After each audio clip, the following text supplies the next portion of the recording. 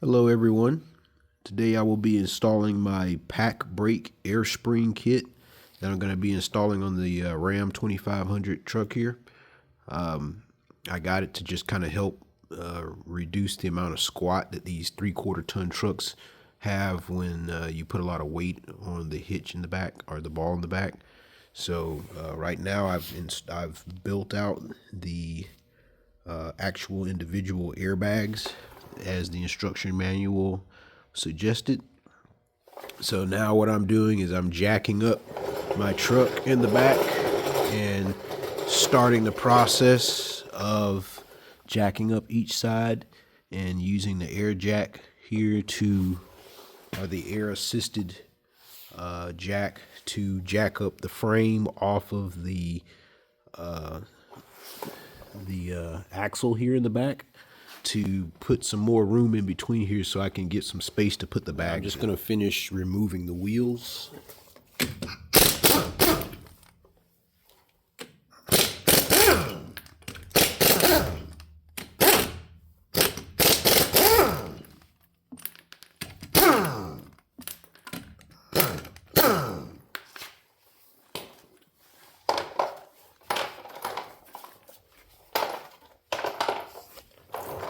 So now I'm going to remove the wheel.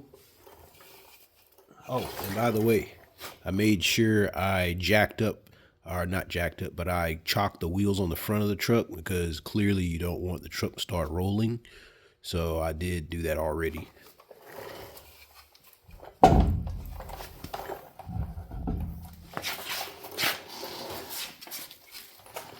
the heavy tire out the way.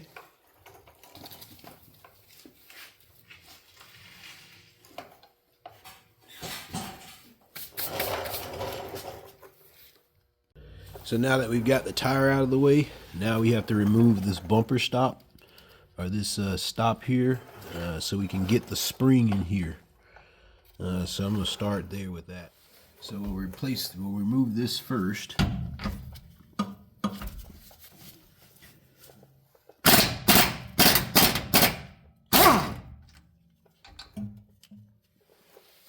old bolt here.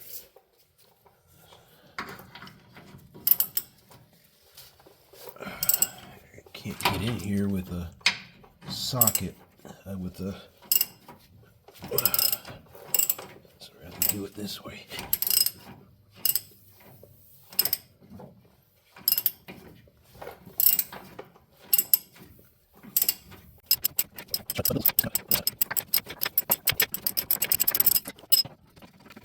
So we won't need this anymore. I'm going to replace this with an airbag.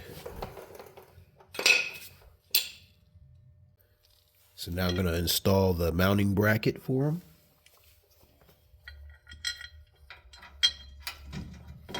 Using some screws that are supplied.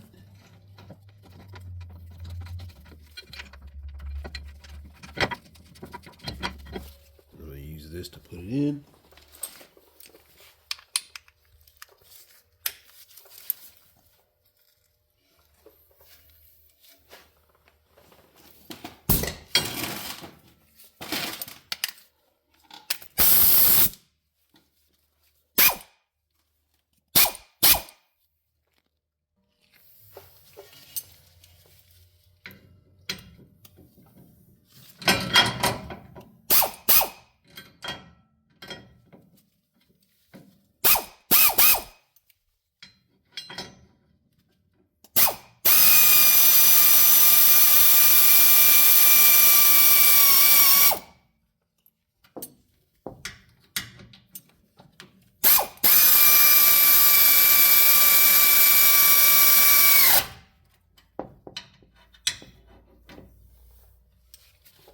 It says that I'll need to tighten it down. Instructions say here to tighten it to 30 foot-pounds, so I'm going to go ahead and tighten those up.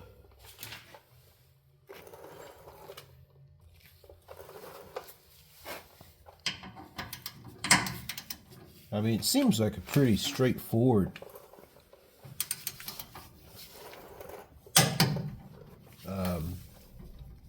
step-by-step instructions there. There's a little bit confusing, some of the pictures, but because the instructions are a little bit different.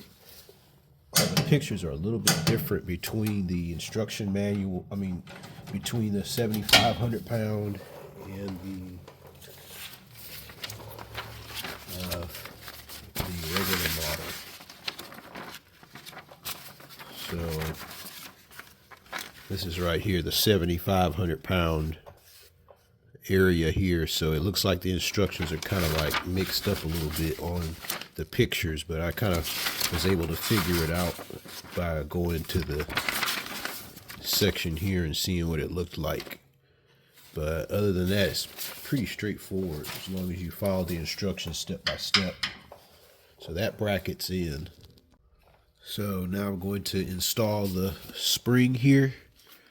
It says that this part here has to be sticking out this way. So I'm going to do that now. And it says to make sure that this piece here is inside between the brake line here.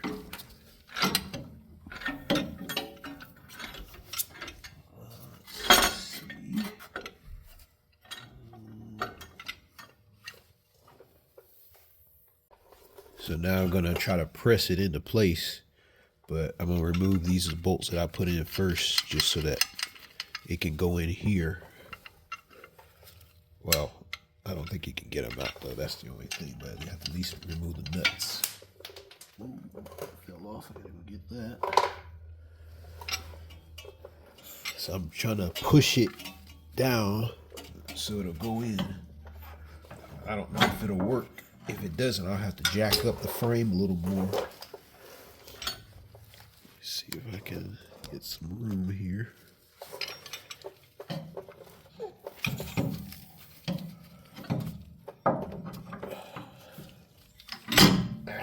It's almost in.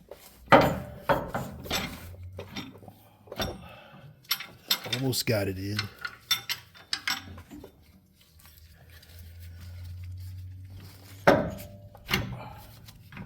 Sliding it in there.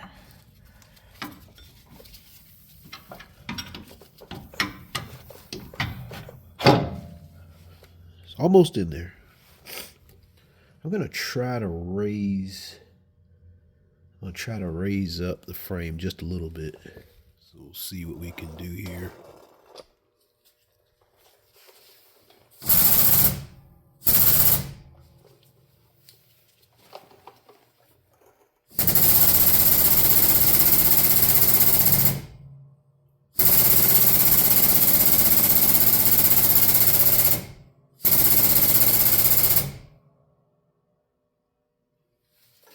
So now that gives us a little bit more wiggle room to work with because the frame is now lifted up off of this here. So we will continue to wiggle this into place.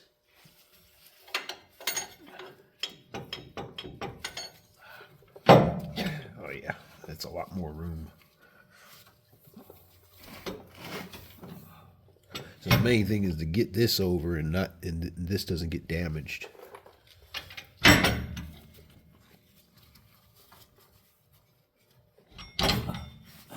It's almost there. Just have to, I'm trying to make sure I don't crush my finger in the process.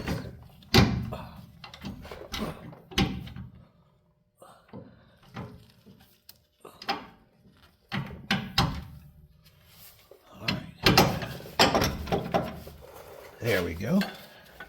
So that bolt is there. I can put this bolt back in on this side. And put the nut back on.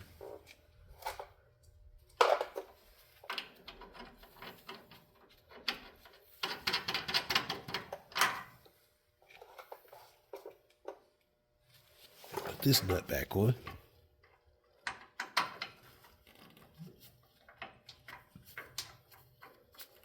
The only thing I really had to run out and buy was some standard hex bits. If I can find them here.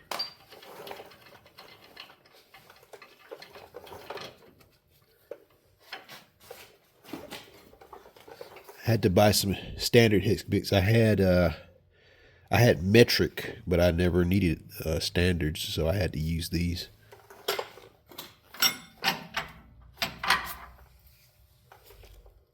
So I'm just using a 9/16 to tighten this up.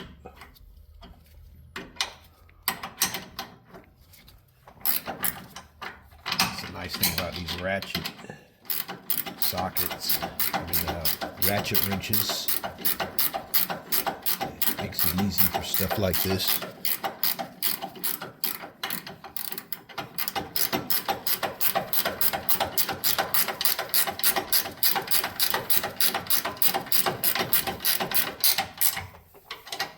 So that's now attached to the bracket. I'm going to do that one, which is going to be kind of tight. So now I've got to strap this to the bottom of it so it can stay on.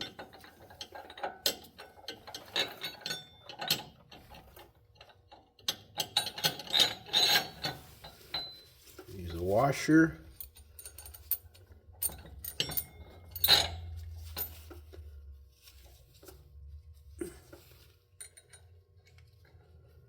And tighten it on. I'm going to do the other side first before I start tightening.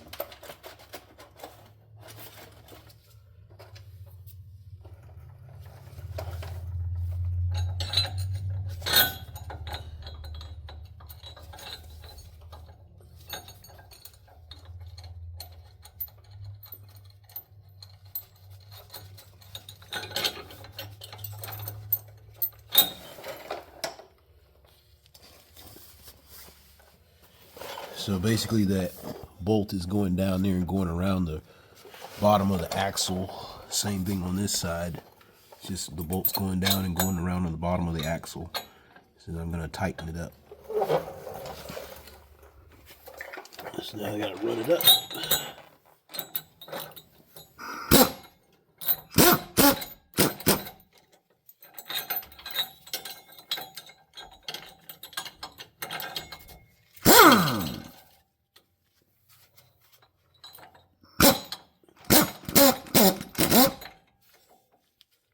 So I gotta tighten both sides equally.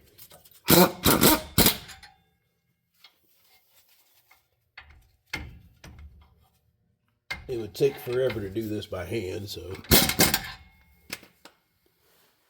now it's secure. Now the manual is saying to install this plate as a heat exhaust shield, exhaust heat shield, but I'm not sure where it goes. But I'm just gonna put it right here just in case. I don't really know where it goes, but I'm just gonna try it right here. It comes with some clamps, and I'm just gonna put it on and tighten it into place.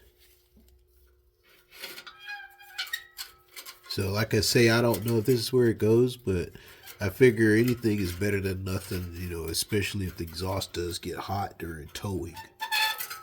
So I'm just going to slide it up here towards it. I think that's probably where they expect it to go. And just tighten it up.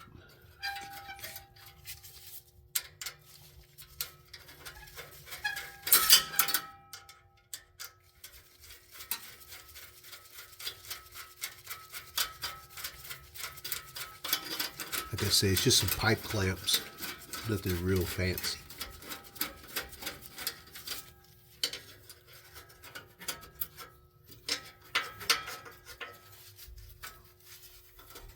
About right there, I think is where it should go.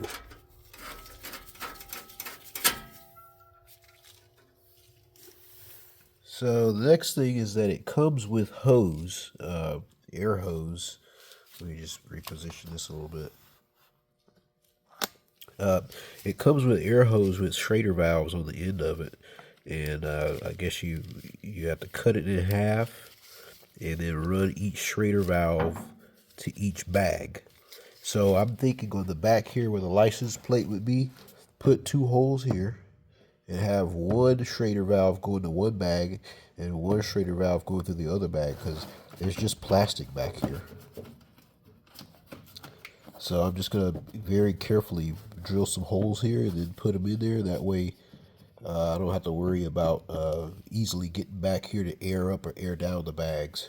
So now I'm going to try to drill through here, and I'm trying to make sure there's no hoses or anything here, or wiring harnesses. I feel one, but it's kind of far away, so I think I'll be good.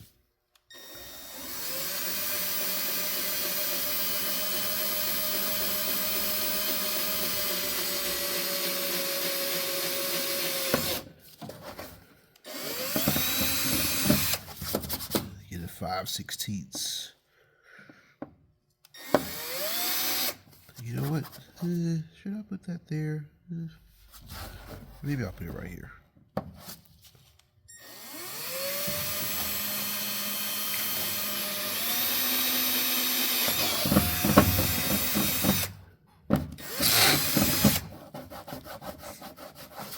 So that should be it. Close enough. So the instruction manual says several times to make sure that you don't use like a regular knife or use anything that might cause it to not be cut properly. So they give you this tool here. I guess this here is what would be used to do it. So I tried to find the middle part. I have to look for it again. So this is the middle. I'm going to use their tool that they give you and just kind of put it in between there and then squeeze it. And it should cut just like that.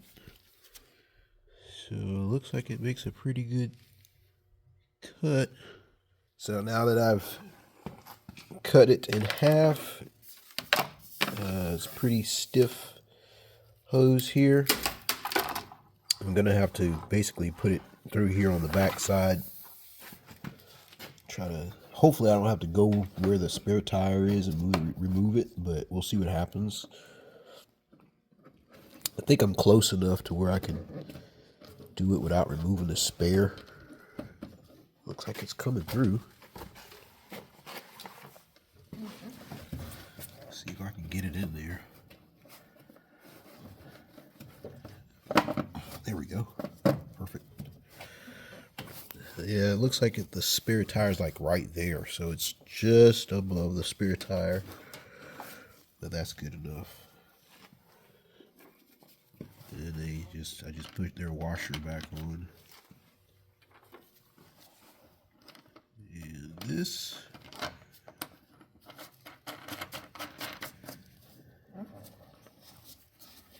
And then when I tighten it, I mean, pretty much can hand tighten this. So now if I need to, I just air it up through that. And then run the rest of this line back to the bag that I just put in. So now that I've pulled the other side of this hose in, all I gotta do is just stick it in the top here. So I'm just trying to make sure that it's not binding up anywhere or touching anything like the exhaust or anything.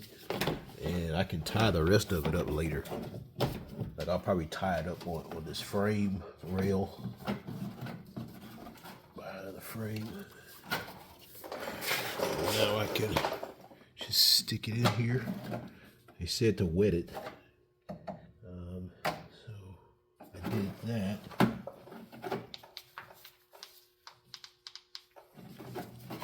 So I'm just going to stick it on there.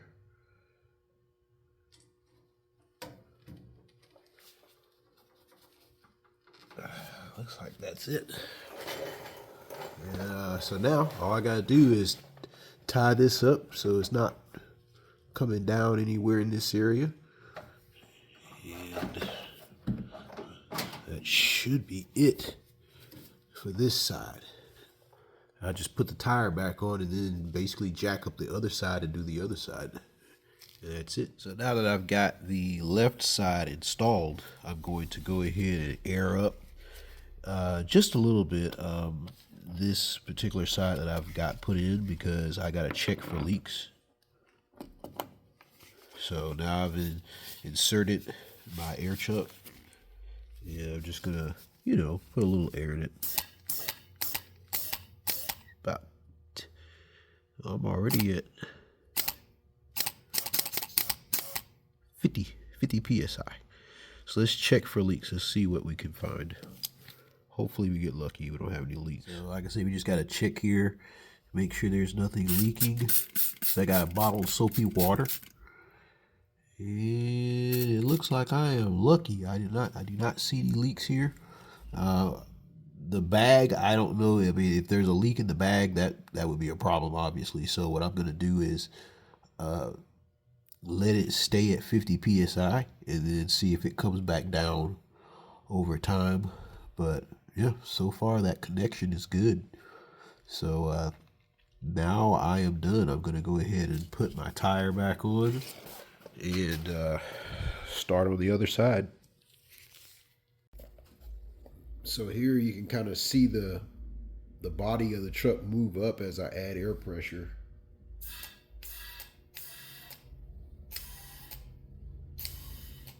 So that's 50, 55 right there. And then I'm gonna let it out.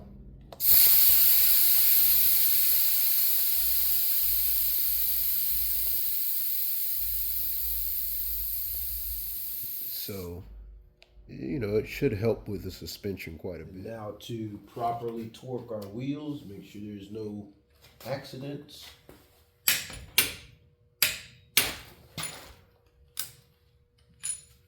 So overall, a very interesting product. The installation went really fast on the second wheel in the rear. Like I say, that's the diagram of how to put it together. Went quick. So it says here on the rear to never let it go below 10 psi and not above 100. So I did air it up to 10, and so yeah, it's a pretty good piece of equipment. I think it'll work very well. So yep, I liked it. And hopefully I don't have any problems out of it. Like I said, it's pretty easy to install. So yeah, that's pretty much it.